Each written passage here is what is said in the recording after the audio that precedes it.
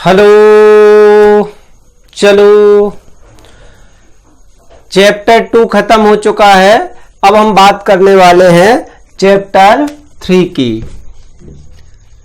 Chapter 3 electro chemistry means विद्युत रसायन।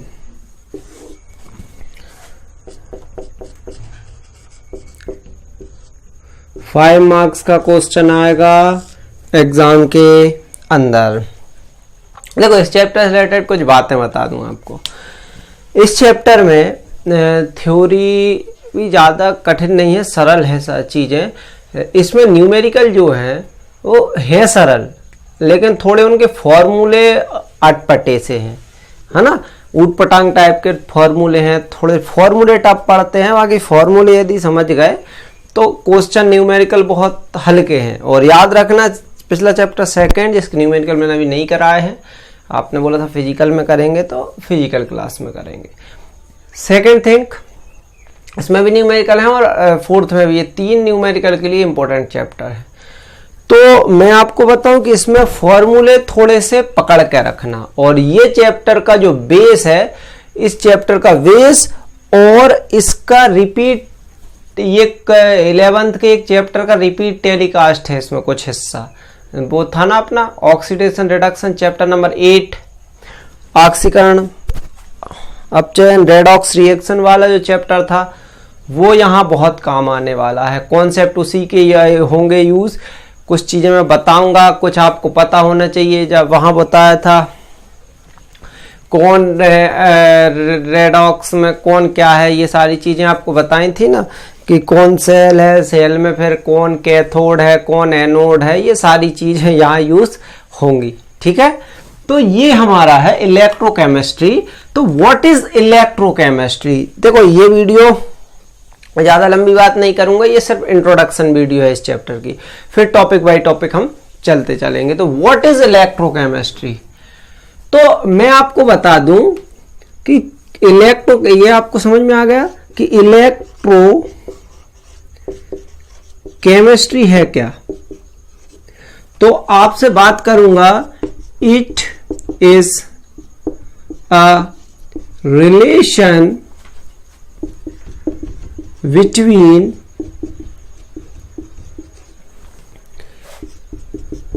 electrical energy and chemical energy। ठीक है, एनर्जी मतलब कि यदि आप बात करो कि विद्युत रसायन, दो शब्दों में बता दो क्या है, तो मैं बताऊंगा कि यह विद्युत ऊर्जा एवं रासायनिक ऊर्जा का के बीच संबंध। मतलब ऐसी साइंस की ब्रांच, या इसको और अच्छे से डिफाइन करें तो केमिस्ट्री की ऐसी ब्रांच जिसके अंदर हम विद्युत ऊर्जा और रासायनिक ऊर्जा के बीच में, विद्युत ऊर्जा और रासायनिक ऊर्जा के बीच में संबंध को पढ़ते हैं, वो आपकी कहलाती है इलेक्ट्रोकेमिस्ट्री। मतलब इसमें मेन क्या है, इन दोनों के बीच में रिलेशन। ठीक है, और यदि आप डीप में बात करोगे, इसकी डेफिनेशन क्या होगी कि a branch of chemistry in which we are studies, ऐसा भी लिख सकते हैं, branch of chemistry in which we are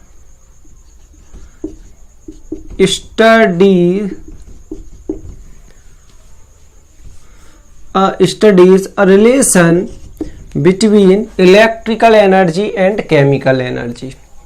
ठीक है, इलेक्ट्रिकल एनर्जी या केमिकल एनर्जी के बीच में रिलेशन की विज्ञान की, केमिस्ट्री की या रसायन शास्त्र की वह शाखा, आप लिख सकते हैं डेफिनेशन, रसायन शास्त्र की वह शाखा जिसमें हम विद्युत ऊर्जा और रासायनिक ऊर्जा के बीच में संबंध का अध्ययन करते हैं, वो आपकी इलेक्ट्रोकेमिस्ट्री कहलाती है या विद्युत रसायन कहलाती है। इसमें मेनली दो चीजें हैं।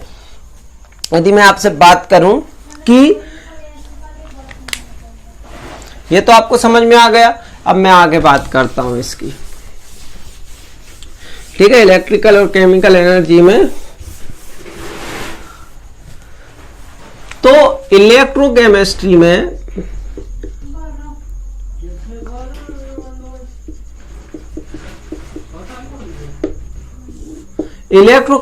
में आप दो चीजों की बात करेंगे मेनली।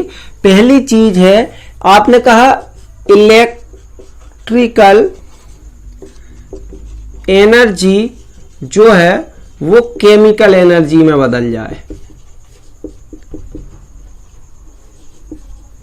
ठीक, तो इसको बोलते हैं इलेक्ट्रोलिसिस, ठीक। और दूसरा कि आपकी केमिकल एनर्जी जो है वो इलेक्ट्रिकल एनर्जी में बदल जाए। हिंदी वाले समझ रहे हैं ना, मतलब जिसमें विद्युत ऊर्जा रासायनिक ऊर्जा में बदले वो कहलाता है इलेक्ट्रोलिसिस, या वो प्रक्रिया कहलाती है विद्युत अपघटन, ठीक है। और ये कहलाता है आपका, यदि ये इसमें बदल रही है तो इसको आप बोलोगे इलेक्ट्रो केमिकल सेल, ठीक है। ये इलेक्ट्रोकेमिकल सेल मतलब विद्युत रासायनिक सेल इसमें बदलता है।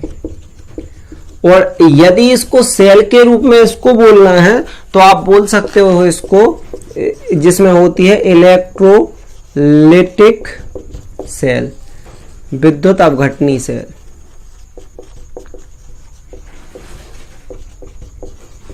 ये दो प्रक्रियाएं मेन इलेक्ट्रोकेमिस्ट्री के अंदर है। अब मैं आपको बताऊं, यदि इलेक्ट्रोकेमिस्ट्री नहीं होती तो इसका क्या नुकसान होता।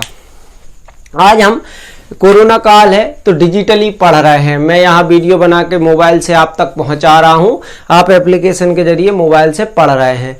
लेकिन मोबाइल से आप तब तक पढ़ सकते हैं जब तक मोबाइल में बैटरी हो, ठीक है, जब तक मोबाइल के अंदर बैटरी हो। तो आपके मोबाइल की बैटरी ही नहीं होती यदि इलेक्ट्रोकेमिस्ट्री नहीं होती, याद रखना। उसके बाद यदि इलेक्ट्रोकेमिस्ट्री नहीं होती, ये कुछ फैक्ट बता रहा हूं, चाहो तो नोट कर लेना अपनी कॉपी के अंदर नॉलेज के लिए। इलेक्ट्रोकेमिस्ट्री नहीं होती तो आज एल्यूमिनियम सोने से कई गुना ज्यादा महंगा होता। आप मार्केट से एल्यूमिनियम ले जाते और सोना ले आते, एल्यूमिनियम से लगभग 1.5 गुना ज्यादा एल्यूमिनियम सोने से महंगा होता। जैसे आज 50,000 सोना है तो इलेक्ट्रोकेमिस्ट्री नहीं होती तो एल्यूमिनियम लगभग 75,000 होता, ठीक है। तो ये ध्यान रखना कि इलेक्ट्रोकेमिस्ट्री के और क्या फायदे हैं। नेक्स्ट चीज कि आपके मोबाइल के अंदर बैटरी नहीं होती, आज आपकी कार, ट्रैक्टर, गाड़ी, जहां भी बैटरियां हैं ये सब इलेक्ट्रोकेमिस्ट्री का कारण ही संभव है। उसके बाद यदि इलेक्ट्रोकेमिस्ट्री, ये तो हमने आर्टिफिशियल देख ली कि मानव ने इलेक्ट्रोकेमिस्ट्री से चीजें बनाई हैं, लेकिन इलेक्ट्रोकेमिस्ट्री से आप प्रकृति में भी देखते हैं, यदि इलेक्ट्रोकेमिस्ट्री नहीं होती तो किसी भी लोहे पर जंग नहीं लगती कभी, ठीक है। इलेक्ट्रोकेमिस्ट्री यदि नहीं होती तो किसी भी चीज पर जंग नहीं लगती। ये फैक्ट लिखते चले जाओ। फर्स्ट क्या बताया कि इलेक्ट्रोकेमिस्ट्री नहीं होती तो दुनिया में किसी भी डिवाइस के पास बैटरी नहीं होती, चाहे मोबाइल हो, कार हो, गाड़ी हो, ट्रक हो, ट्रैक्टर हो, किसी में भी बैटरी नहीं होती। सेकेंड थिंग, यदि इलेक्ट्रोकेमिस्ट्री, ये वाला पॉइंट बहुत अच्छे से नोट कर लेना, ये विकल्प में आ जाता है कई बार। इलेक्ट्रोकेमिस्ट्री नहीं होती तो आज एल्युमिनियम सोने से ज्यादा महंगा होता, लगभग 1.5 गुना ज्यादा महंगा, ठीक। और क्यों होता मैं बताता हूं कि क्या होता है कि एल्युमिनियम का जो निष्कर्षण है वो दूसरे तरीकों से, नॉर्मल तरीकों से बहुत महंगा पड़ता है एल्युमिनियम को एक्सेप्ट करना, ठीक है। इसको पढ़ेंगे हम 6th चैप्टर में, अपने सिलेबस में ही है।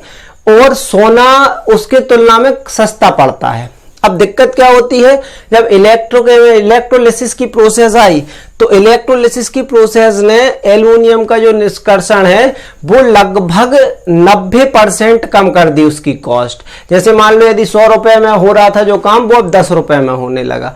लेकिन सोने के साथ दिक्कत ये है, इतनी नॉन रिएक्टिव मेटल है कि ये इलेक्ट्रोलिसिस की प्रोसेस को उतने अच्छे से फॉलो नहीं करता, इसलिए सोना महंगा है। यदि थोड़ा सा सोना हाईली रिएक्टिव होता तो इसमें इलेक्ट्रोलिसिस पॉसिबल यदि हो जाता तो सबसे बड़ी चीज है कि जैसे आज सोना 50,000 के लगभग बिक रहा है तो ये भी कॉस्ट लगभग 90% कम हो जाती है, क्योंकि कोई भी धातु महंगी। अब जैसे प्लेटिनम है, प्लेटिनम मात्रा कम है और उसके बाद उसका इतना एक्सपेंसिव है कि प्लेटिनम सोने से भी बहुत ज़्यादा महंगा हो जाता है। तो जितनी भी धातुएं हैं वो इसी से निर्भर करती हैं कि उनको किस तरीके से निष्कर्षित किया जा रहा है। जितना सस्ता जिसका निष्कर्षण पड़ेगा वो मेटल उतनी सस्ती होती चली जाएगी। ठीक है, तो ये इलेक्ट्रोलिसिस के कारण ही पॉसिबल है। आपको याद होगा, आपने एक एल्युमिनियम के 10th में मेथड पढ़ी होगी कि जहां पर आपने एल्युमिनियम का विद्युत अपघटन किया था, इलेक्ट्रोडायलिसिस भी किया था, उसकी विद्युत अपघटन मेथड पढ़ी थी।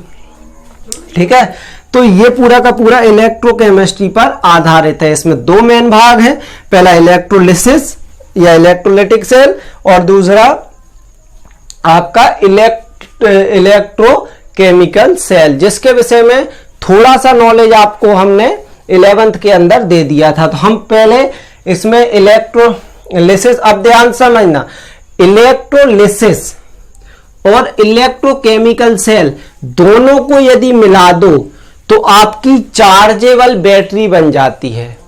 समझना, ये प्रोसेस है इलेक्ट्रोकेमिकल, केमिकल एनर्जी को इलेक्ट्रिकल एनर्जी में बदलना। मतलब ये प्रक्रिया के द्वारा आप बिजली बना सकते हो बैटरी के अंदर, एसिड और सब रिएक्शन करा करके आप बिजली बना सकते हो बैटरी के अंदर। दूसरी है आपकी इलेक्ट्रोलिसिस। इससे क्या होता है कि बैटरी डिस्चार्ज होती है जब उससे आप करंट ले रहे होते हो बैटरी से। तो ये जब दोनों प्रक्रिया मिलाई जाती हैं तो आपका जो इन्वर्टर वर्क करता है, वो इन्वर्टर क्या करता है, इन दोनों ही प्रक्रियाओं को पूरा करता है। जब आपकी घर में बैटरी उपलब्ध हो, लाइट उपलब्ध हो पाती है। इलेक्ट्रोलिसिस में क्या होता है कि आप बैटरी से जब लाइट ले रहे होते हो, बल्ब जला रहे होते हो, और इलेक्ट्रोकेमिकल सेल से होता है कि जब आप उससे लाइट ले रहे होते हो। लेकिन इलेक्ट्रोलिसिस में क्या होता है, जब आप उसको चार्ज कर रहे होते हो। तो दोनों प्रोसेस मिल जाती हैं तो आपकी बैटरी बन जाती है। जनरली आप जो बैटरी यूज करते हैं घर में, इन्वर्टर के अंदर या कार के अंदर, गाड़ी के अंदर, ट्रैक्टर के अंदर, वो होती है लेड सेल। ठीक है, उससे थोड़ा सा महंगा पड़ता है आपको निकेल सेल, और उससे थोड़ा महंगा पड़ता है क्रोमियम सेल। ये क्या है, क्रोमियम सबसे एक्सपेंसिव होता है लेकिन वो उसकी ज्यादा चलता है वो। लेकिन फ्यूल सेल जो कि हेलीकॉप्टर में, यानों में यूज किया जाता है, उस सेल की विशेषता होती है, जिसको हम पढ़ेंगे आगे। अभी तो मैं इस चैप्टर का इंट्रो दे रहा हूं। उसकी विशेषता होती है कि वो जो यात्री ऊपर जाते हैं प्लेन में बैठ करके, उस सेल में जितना भी ईंधन जलता जाता है उस सेल के अंदर का, उस बैटरी के अंदर का, उसमें से उतना पीने योग्य पानी निकलता जाता है। उसकी सबसे अच्छी बात ये है। दूसरी बात, वो सूखा ईंधन लेता है और उसके बाद आपको गीले रूप में पानी दे देता है। वो हाइड्रोजन और ऑक्सीजन को सोखता है बस। ठीक है, तो ये पूरी की पूरी प्रक्रिया हम पढ़ने वाले हैं इलेक्ट्रोकेमिस्ट्री के अंदर या विद्युत रसायन के अंदर। ठीक है, तो ये था इस चैप्टर का इंट्रो। नेक्स्ट वीडियो के अंदर हम स्टार्ट करने वाले हैं आपके लिए कंडक्टर, व्हाट इज कंडक्टर। ठीक है, उससे पहले आप देख लें जो 11th में बताए थे आपको कि कैथोड एनोड क्या है, कॉपी पलट के देख लें, चैप्टर 8 रेडॉक्स रिएक्शन। ठीक है, ओके।